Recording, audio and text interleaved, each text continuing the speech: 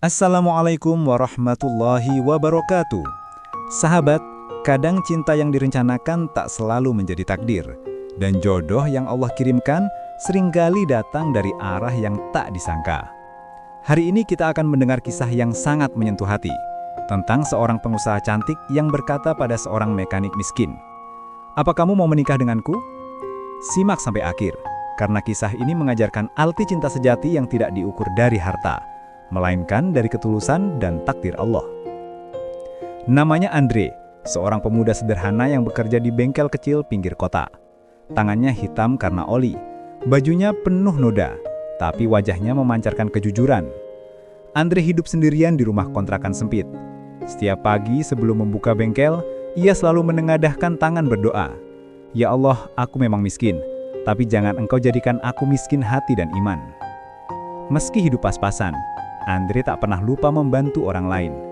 Jika ada pengemudi motor mogok di jalan, ia bantu tanpa minta bayaran. Orang-orang di kampung mengenalnya sebagai pemuda baik yang tak pernah sombong. Suatu siang yang terik, sebuah mobil mewah berhenti di depan bengkelnya. Dari dalam, keluar seorang wanita berpenampilan elegan. Namanya Naila, seorang pengusaha sukses, pemilik butik ternama di kota itu. Mobilnya mogok dan Naila tampak gusar. Andre menghampiri dengan sopan, "Ada yang bisa saya bantu, Bu?" Naila menatap wajahnya lalu mengangguk. "Tolong periksa mesinnya, Mas. Saya sudah terlambat rapat penting." Dengan tenang, Andre membuka kap mobil dan dalam waktu singkat, mobil itu hidup kembali.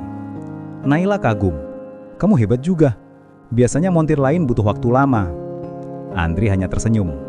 "Bukan saya yang hebat, Bu. Mungkin Allah lagi memudahkan." Jawaban itu membuat Naila terpaku. Ada ketenangan aneh yang belum pernah ia rasakan dari laki-laki manapun.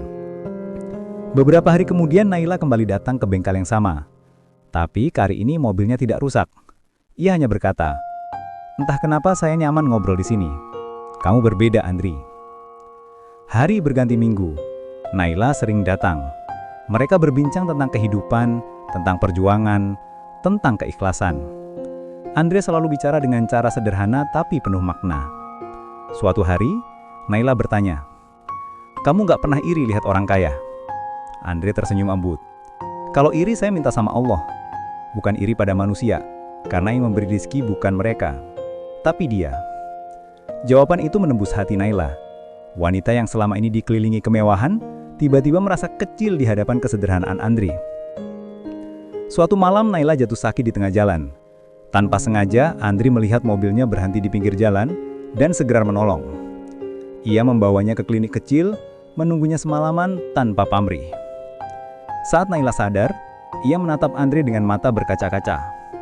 "Kenapa kamu mau repot-repot bantu saya?" Andre menjawab pelan, "Karena kalau saya di posisi kamu, saya juga ingin ada orang yang peduli.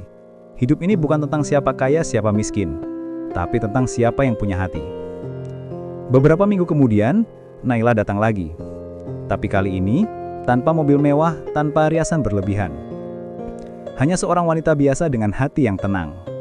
Di hadapan Andre, ia berkata pelan, "Andre, aku punya segalanya, tapi aku tak pernah benar-benar bahagia. Tapi setiap kali bicara denganmu, aku merasa dekat dengan Allah, dan hidupku jadi ringan.